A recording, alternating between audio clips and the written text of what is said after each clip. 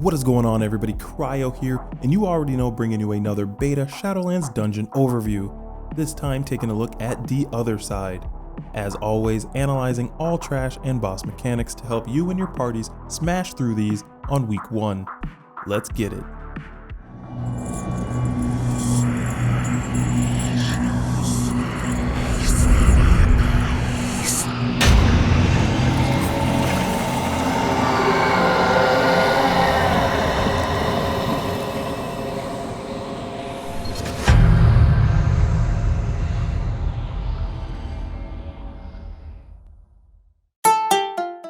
This dungeon is comparable to the Theater of Pain in that there are 3 wings players must traverse down and complete before they can spawn and engage the dungeon's final boss. These 3 hallways essentially take your group to different locations around the world: Ardenweald, Mechagon, and Zul'Gurub, and you do have the option to complete any wing in whichever order you desire. It is important to note that the center ring where you fight the final boss has its own unique trash packs that you should clear as you are making your way to each new boss. For the sake of this video, we are going to go over all of the center trash first and then go into the breakdown for each wing. The first mob you will encounter is the Risen Cultist. These casters will continuously cast Scribe. This generic spell cast deals minor shadow damage, however it can add up on larger pulls. Interrupt as many as you can, but keep an eye out for Dark Lotus. Purple flowers will be tossed onto the ground, and after a few seconds they will detonate, dealing shadow damage to all players within 5 yards. Multiple explosions will likely be fatal, so do your best to move as far away as you can. The Risen Bone Soldier. This is your generic melee trash mob. Most of the damage will come from Bone Strike, but tanks will want to keep this mob faced away from other party members for Troll Guard. This melee swing will knock back all players in a frontal cone. Mind the edge while fighting these guys. Risen Warlord. These larger skeletons deal heavy physical damage. This, coupled with larger pulls, may require tanks to kite a bit. Undying Rage is an enraged effect that will increase the Warlord's damage by 100% and prevent it from dying. This should absolutely be soothed ASAP. Reaver is the whirling blade you see manifesting. Do not stand in this if you do not wish to take excess physical damage. The Death Speaker. Shadowcore deals a decent amount of shadow damage, so interrupt as many as you can. Death's Embrace is another interruptible cast that will increase the Death Speaker's haste by 100%. This could also be purged. The deadliest ability to watch out for is Erupting Darkness. The Death Speaker blasts out a cruel line of dark magic, knocking back and inflicting shadow damage to enemies in a frontal line. Since you are fighting on a platform, you definitely do not want to be hit by this. Should you survive the blast, you will most likely be knocked into oblivion. Skeletal Raptor. These will deal minor physical damage to tanks, however they will also infect them with Decrepit Bite. This debuff deals nature damage for 20 seconds and stacks. Dispel when you can to minimize the damage. The Enraged Spirit. These large trolls will periodically summon enraged masks. The masks will spawn every half second for 5 seconds and continue to erupt, dealing shadow damage to all players within 8 yards. The Enraged Spirit will also channel Rage, inflicting more shadow damage to all players for 6 seconds. You can use AoE abilities to remove some of the masks or just run away from them. Fun fact, you can skip these mobs, although it is not recommended. Fast forward to the final boss and you will see that skipping a mob does not prevent it from continuing on its patrol. This means some poor soul will have to deal with it during the totem phase, likely ending horribly. Alright, that does it for the center platform trash. I do recommend clearing all of it at the appropriate times. As mentioned before, this gives your group ample space when dealing with the final boss. The first wing we are going to talk about is Ardenweald. I personally believe this is the easiest section of the dungeon simply due to the fact that there are no surprise one-shot mechanics, aside from this empty hallway. That's right, this hallway is completely empty, yet it will definitely claim countless souls of the overeager. Watch out for the ghostly spew and take your time.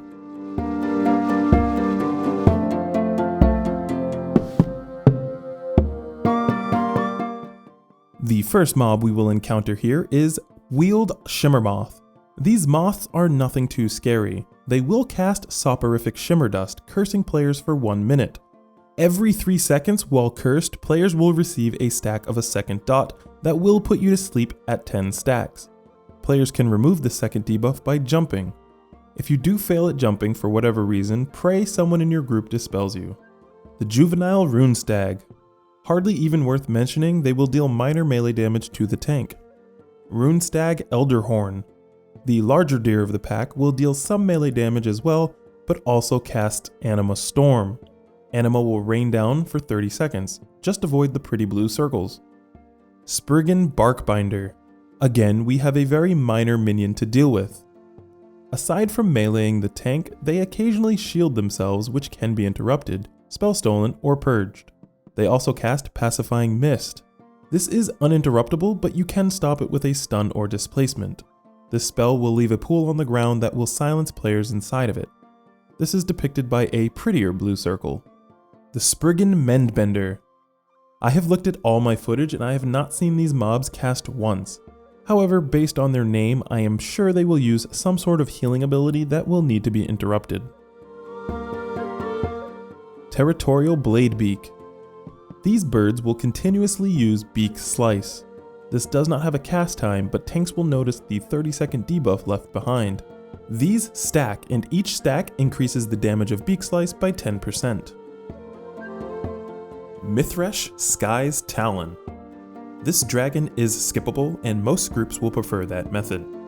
Mithresh will Talon Rake the tank, dealing physical damage, but the reason we skip this mob is Wailing Grief. Mithresh will drag players towards her for 3 seconds, and upon completion will fear everyone inside the ring. This fear is incredibly hard to get out of without the aid of a heroic leap, roll, or blink, and on top of that, feared players will most likely pull extra Spriggans hiding in the area. Bladebeak Matriarch. This larger bird will also cast Beak Slice, with the added bonus of Angering Shriek. This will enrage all Bladebeaks within 20 yards and should be soothed if possible. A quick note, you may notice this Matriarch was enraged before casting Angering Shriek. This was due to the Bladebeak Hatchling, the smallest version of the birds. This tiny bird will cast Frightening Cries. This will pull all larger birds within 100 yards and enrage matriarchs. As you can see here, they can and will pull an entire side of the room. Groups should stun the hatchlings to prevent the cast. Our first boss is Dealer Xy'exa. This encounter is fairly straightforward but can be more difficult depending on gear levels and the amount of melee players in a group. But first things first, there are no tank busters, but there are several personal responsibilities that could end in a team wipe. Dealer Xy'exa will start off by placing displacement traps. These white swirlies will blast players into the air when they are triggered. This will be used to negate several other mechanics. Secondly, Xy'exa will cast Displaced Blast Wave. A portal of sorts will spawn and shortly after shoots a very obvious beam that players should avoid or risk taking arcane damage. Remember those displacement traps? Xy'exa will place a localized explosive contrivance on a player. This will deal minor ticking damage to the target, and after 5 seconds the bomb will explode. This explosion will deal damage to everyone within 100 yards, but more importantly wipe out all other displacement traps. Luckily, this ability has a limited vertical range, and players that are targeted will want to step on a displacement trap. This will launch them into the air where they can safely explode, only dealing damage to themselves and not clearing other traps. Xy'exa's big mechanic is Explosive Contrivance. After the 5-second cast, the boss will explode, dealing lethal damage to anyone within 100 yards. Again, this ability has a limited vertical range, so players will want to step on the displacement traps and be launched to a safe height. On Mythic difficulty and higher, Xy'exa will infuse a player with Arcane Lightning. This dot will deal arcane damage and apply a stack of Arcane Vulnerability every 3 seconds for 9 seconds. Arcane Vulnerability will increase arcane damage taken by 5%, and after 9 seconds, Arcane Lightning will arc to the next closest player. The TLDR for this boss: avoid triggering displacement traps prematurely and only use them to escape explosive contrivance casts. If you are targeted by localized contrivance, use a trap to avoid blowing up your friends and wiping out the other traps. On Mythic difficulty and higher, you may want to rotate players to ensure everyone gets even stacks of Arcane Lightning. Once the dealer has been dealt with, click on the green swarmy orb to be lifted back to the hallways leading to the center platform. The second wing your group will complete will almost always be Mechagon. The first mob you will encounter is the Defunct Dental Drill. This mob will cast Haywire, drilling into the floor, dealing massive AoE damage for 4 seconds. Tanks, do your group a favor and position these mobs in a location that allows your party members to more easily LOS. Arf Arf. This doggo will bite the tank with metallic jaws, inflicting heavy physical damage. Woof is a sonic bark that will deal physical damage, knockback, and stun its main target, and anyone within 8 yards. This is depicted by a large blue circle, so move accordingly. Headless Client. These nasty mobs can be very annoying for melee comps. They will occasionally cast Discharge, dealing nature damage to a single target. This can be interrupted. More deadly are the channels of Spinning Up. The client spins, inflicting physical damage to players within 5 yards every second for 9 seconds. During this process, any damage the mob takes will punt the Headless Client away from the caster. The Lubricator. This mob only has 2 abilities. Lubricate sprays a bucket full of lubricant all over the place, inflicting frost damage to enemies within 30 yards. Affected targets suffer from a 20% reduction in hit chance and spell hit chance. Additionally, upon jumping, players will slip and fall, stunning themselves for 1.5 seconds. Lubricate can be interrupted, however be mindful of self-cleaning cycle. This ability is a channel that will heal the Lubricator for 10% of its total health every second for 6 seconds. This needs to be interrupted ASAP. Volatile Memory. Once engaged, these tiny robots will self-destruct after 8 seconds, dealing fire damage to all players within 10 yards. It is best to root, snare, or displace these mobs and just let them pop. Experimental Sludges are this expansion's version of Frogger. Do not get hit by one of these or you will likely die. It is important to note that they are susceptible to CC. You can also lock gate over them if your group is lucky enough to have a Warlock. Also, if you do die, it may be faster to just wait for a res as opposed to releasing. Sentient Oil. These oil slimes will continuously cast Essential Oil, dealing nature damage. Interrupt as many as you can.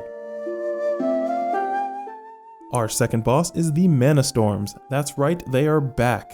This encounter has 2 phases, one where you engage Millhouse and one where you engage Maleficent. Starting with Millhouse, he is buffed by Chilled Heart, increasing his frost damage dealt by 450%, so players will absolutely want to interrupt as many frost bolts as they can to reduce the amount of damage the tank receives. Players may also notice Millhouse summoning purple power crystals. You will want to soak these. They will deal some damage ramping up over time, but you will also gain a damage increase. Should Millhouse soak them, his damage will increase by 4% per stack. On Mythic difficulty and higher, Millhouse will begin to cast Diabolical Doom. This will inflict shadow damage to all enemies every second for 15 seconds, increasing in damage by 10% and stacking. But hold on to that thought. While fighting Millhouse, Maleficent will be above the party, interjecting with some of her own mechanics. First, she will throw buzzsaws at random players, inflicting a bleed. Not much you can do about it. On Mythic difficulty and higher, however, she will acquire multiple targets with Finger Laser. These targets will want to move away from other party members, and once the initial hit goes off, will want to sidestep to avoid the follow-up eruption. This laser and eruption can affect Millhouse, so if you can, try to aim the laser through the boss. The eruption stun can also cancel Diabolical Doom casts.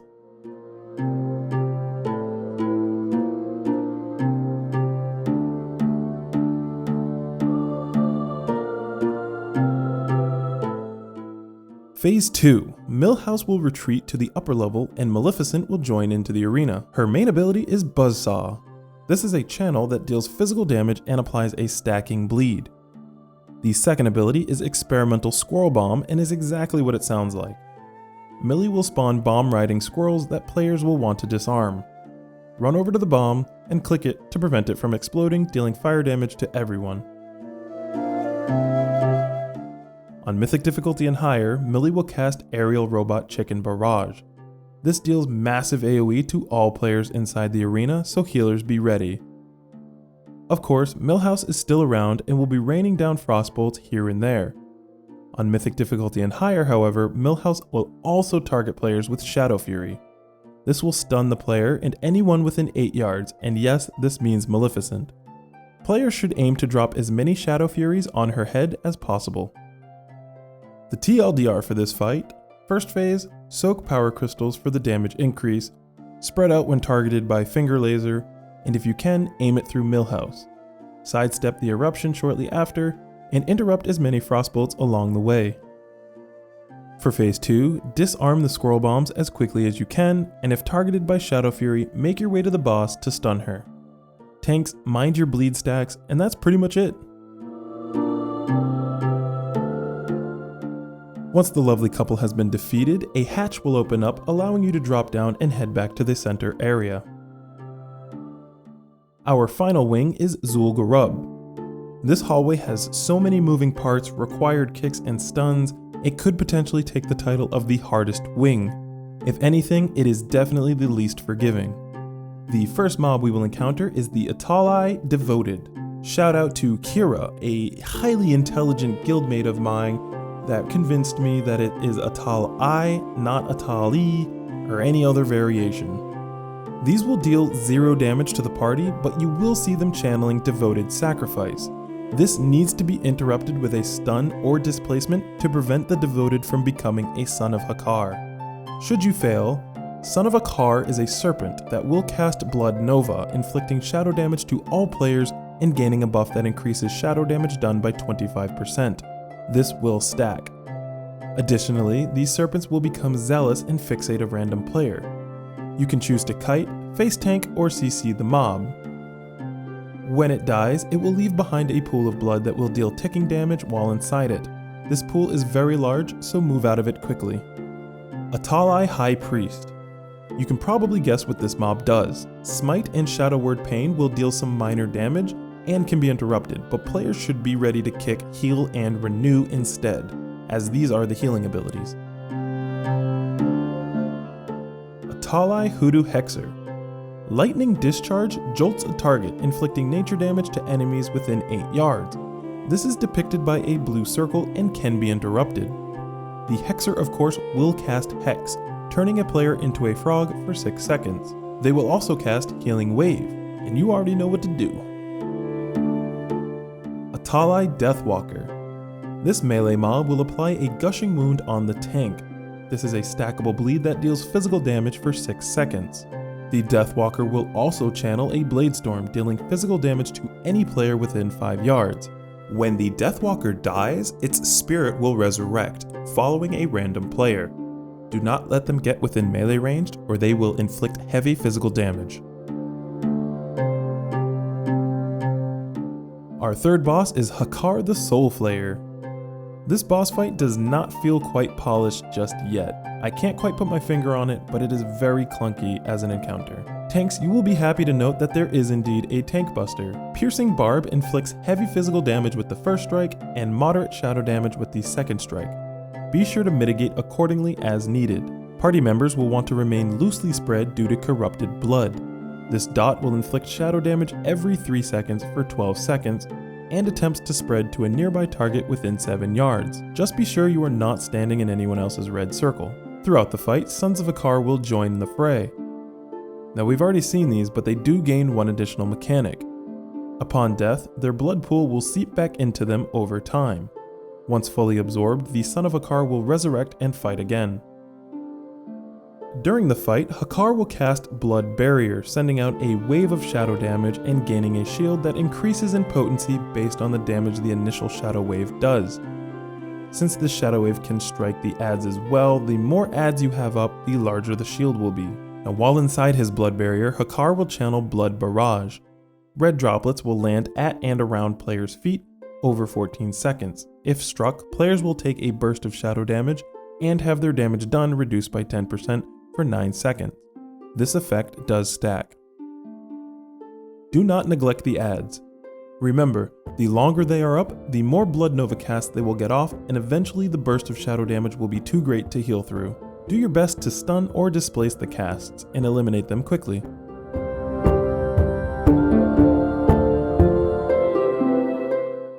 The TLDR for this fight, tanks mitigate Piercing Barb, and everyone avoids spreading corrupted blood. Help out party members being fixated by the Sons of Hakkar, and stop their casts of Blood Nova when you can.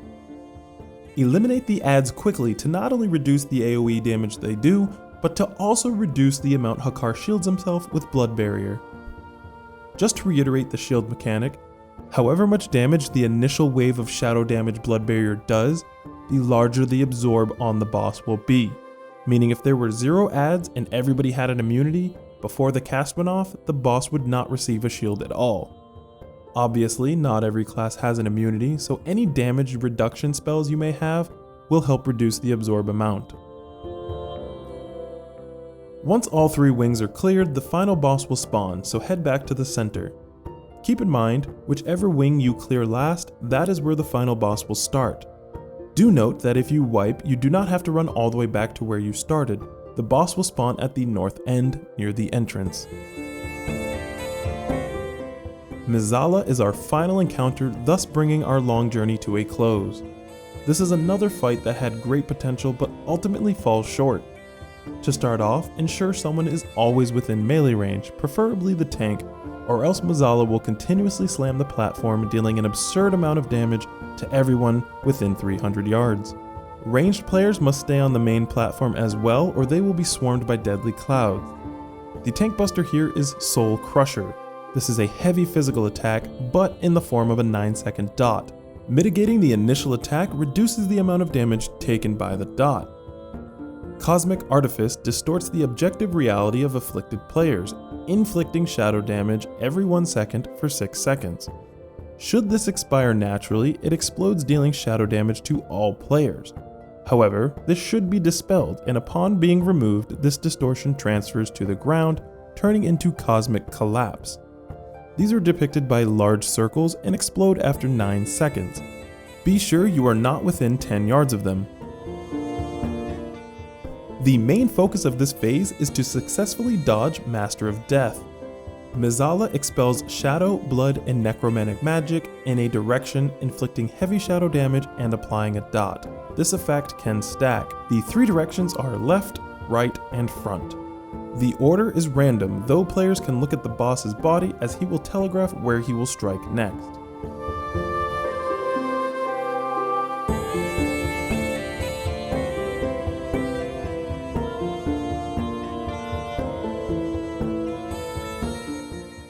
After a certain amount of time, Mueh'zala will cast Shattered Reality.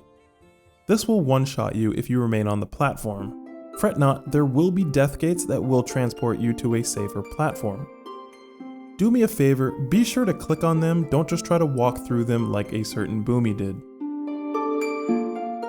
Taking a death gate triggers phase 2. Upon your new platform, a shattered visage appears. Players must destroy the visage in order to free the totems holding Bwonsamdi. Once the visage is dead, turn around and click on the totem to activate it. After a set amount of time, you will be dragged back to the main platform to restart phase 1. Now, what did clicking the totem do? Activating a totem frees a portion of Bwonsamdi's power. For each portion that is free, Bwonsamdi will channel his fury, dealing 20% of Mueh'zala's health in damage. Players will also receive Bwonsamdi's fervor, increasing their haste and movement speed by 30% for 10 seconds. This does stack. There are a total of 4 totems that can be clicked, meaning your group only has to whittle away 20% of the boss's health. It is smart to save CDs for the second phase though, since getting the totems freed as quickly as possible is more valuable. If your party fails to click all 4 totems on the first go, just repeat phase 1 and come Shattered Reality time, everyone can go to the same platform and finish up the last visage together. The TLDR for this fight: avoid all purple mechanics and dodge all 3 Master of Death animations. tanks mitigate Soul Crusher, and healers dispel Cosmic Artifice.